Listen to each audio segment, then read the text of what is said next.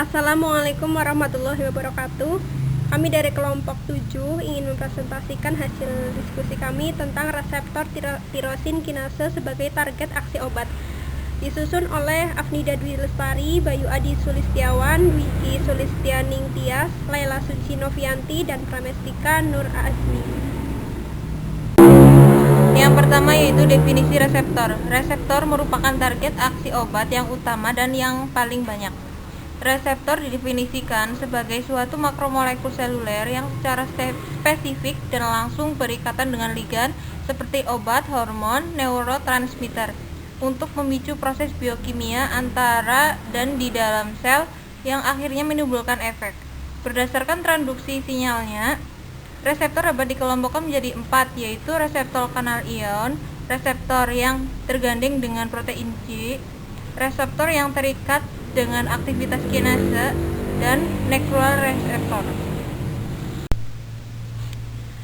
Reseptor kanal ion disebut juga reseptor ionotropik. Golongan reseptor ini merupakan suatu reseptor membran yang langsung terhubung oleh suatu kanal ion dan memperantarai aksi sinaptik yang cepat. Contohnya adalah reseptor asetilkolin nikotinik, reseptor GABA, dan reseptor glutamat. Yang kedua, reseptor yang tergandeng dengan protein G.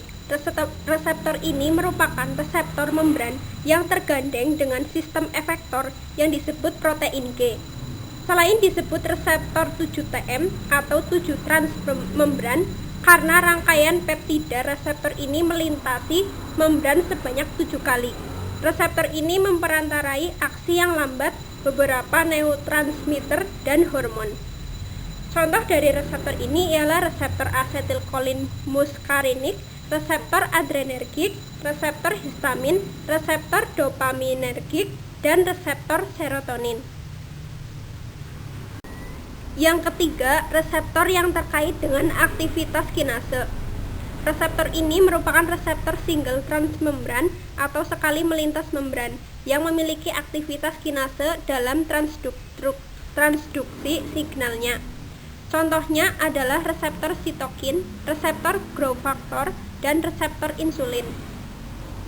Yang keempat, reseptor inti. Reseptor ini berbeda dengan 3 kelompok reseptor di atas yang berlokasi di membran sel. Reseptor ini disebut juga reseptor intraseluler, berada di dalam sitoplasmik atau nukleus. Aksinya langsung mengatur transkripsi gen yang menentukan sintesis protein tertentu. Protein tirosin kinase. Protein tirosin kinase adalah enzim yang mengkatalisis proses fosforilasi dari residu tirosin, yaitu proses transfer ion fosfat dari ATP ke gugus hidroksil tirosin pada protein targetnya. Protein tirosin kinase sendiri terbagi menjadi 2 golongan, yaitu reseptor tirosin kinase dan tirosin kinase seluler atau non-reseptor. Enzim tirosin kinase terlibat dalam berbagai jalur signaling dan meregulasi fungsi fundamental sel seperti regulasi terhadap proliferasi dan ini merupakan suatu protein transmembran yang memiliki keberlangsungan hidup sel dan modulasi pada metabolisme seluler dan hanya memiliki satu segmen dari membran ini, misalnya dikatakan mutasi atau overexpression. Keluarga reseptor tirosin kinase memiliki struktur yang mirip. Penyakit mereka memiliki satu tirosin kinase domain yang akan memfosforilasi protein pada residu tirosin, satu hormon binding domain yaitu tempat ikatan dengan ligan atau hormon, dan satu segmen karboksil terminal dengan tirosin ganda untuk autofosforilasi. Ini merupakan gambaran skematik struktur dari beberapa reseptor tirosin kinase. Sebagian besar RTK merupakan satu monomer yang terdapat pada membran sel, kecuali reseptor insulin yang merupakan dimer. Aktivitas RTK memerlukan sedikitnya 2 reseptor yang akan terdimerisasi jika suatu ligan atau hormon terikat pada tempat ikatannya. Ketika 2 reseptor dimerisasi atau untuk reseptor insulin teraktivasi, maka tirosin kinase domain akan saling memfosforilasi ujung C pada residu tirosin, sehingga disebut autofosforilasi atau transfosforilasi karena terjadi pada reseptor yang sejenis. Selanjutnya, tirosin yang terfosforilasi akan bertindak sebagai tempat ikatan berafinitas tinggi bagi suatu protein adaptor, yaitu protein yang memiliki SH2 domain. Protein adaptor ini berikatan dengan suatu guanyl nucleotide release protein atau GNRP. Jika GNRP teraktivasi, dia menyebabkan protein G bernama Ras untuk melepaskan GDP dan menukarnya menjadi GTP. Definisi Ras. Ras adalah suatu protein yang termasuk GTPase monomerik dan merupakan protein yang penting dalam transduksi signal melalui reseptor tirosin kinase. Dia berperan mengantarkan signal dari reseptor ke dalam nukleus untuk menstimulasi proliferasi dan diferensiasi sel. Ras yang teraktivasi akan mengaktifkan RAF, suatu tirosin kinase seluler yang selanjutnya akan memicu serangkaian peristiwa fosforilasi protein yang berturutan, yaitu MEK, ERK, dan faktor transkripsi. Rangkaian fosforilasi ini disebut kinase cascade. Signal transduksi pada reseptor kinase ada dua jalur, yaitu yang pertama jalur Ras atau RAF atau MAP kinase, yaitu jalur yang berperan dalam membelah sel, pertumbuhan, dan proliferasi sel.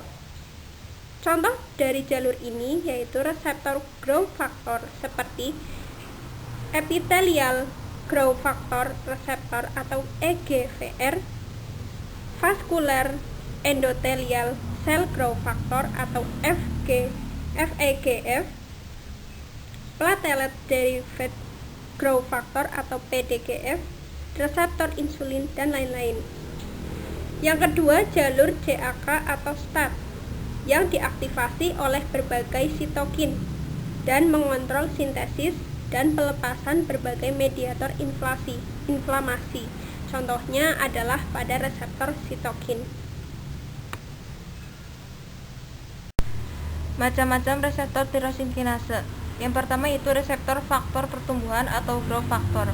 Reseptor growth factor adalah reseptor RTK yang bertanggung jawab terhadap pertumbuhan berbagai bagian dari sel.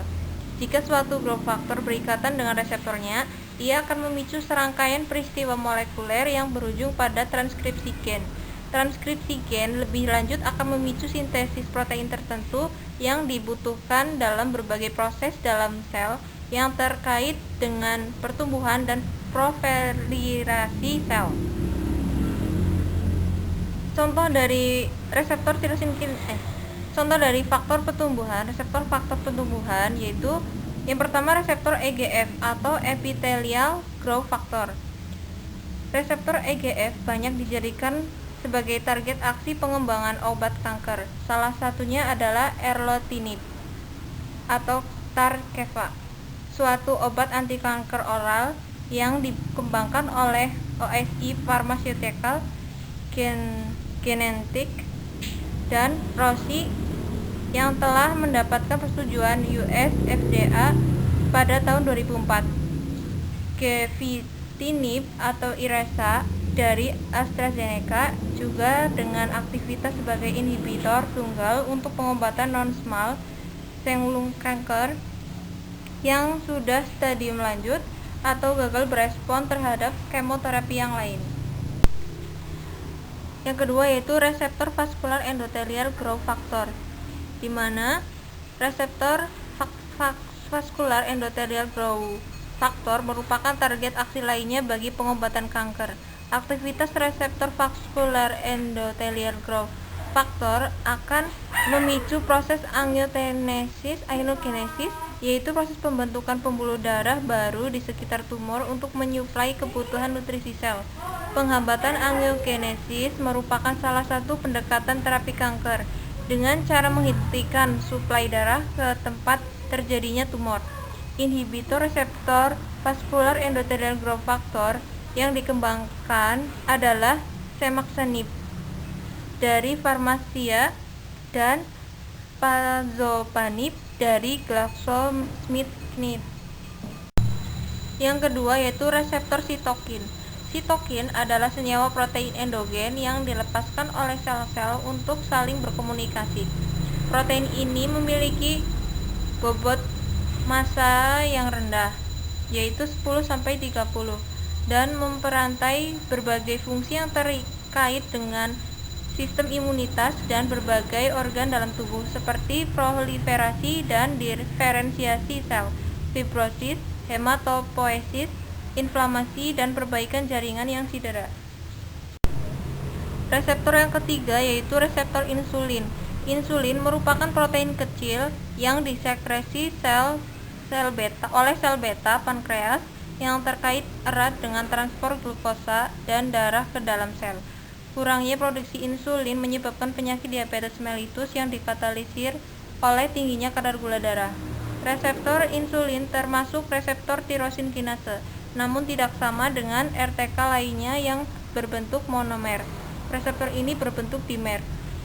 Reseptor insulin terdiri dari 2 subunit alfa dan 2 subunit beta yang dihubungkan dengan ikatan disulfida. Rantai alfa berada di bagian ekstraseluler dan merupakan domain ikatan insulin, sedangkan rantai beta berada menembus membran. Pengikatan suatu ligan atau insulin pada subunit alfa reseptornya akan menyebabkan subunit beta mengalami autofosforilasi yang selanjutnya memicu aktivitas katalitik reseptornya. Terdapat beberapa tempat autofosforilasi pada domain intraseluler subunit beta yang masing-masing akan mengarahkan pada jalur signaling dan fungsi yang berbeda. Salah satu protein yang menjadi efektor utama bagi reseptor insulin adalah insulin reseptor substrat 1 atau IRS1 yang terikat dengan protein GRB2. Suatu protein adaptor memiliki ESA2 domain. Jika IRS1 terfosforilasi, maka ia akan memicu beberapa jalur signaling, yaitu jalur IRS atau PI3K, jalur RAS atau MAPK, dan jalur CBI atau CAP. Ya, cukup sekian dari penjelasan dari kami. Kurang lebihnya mohon maaf. Sekian, terima kasih. Wassalamualaikum warahmatullahi wabarakatuh.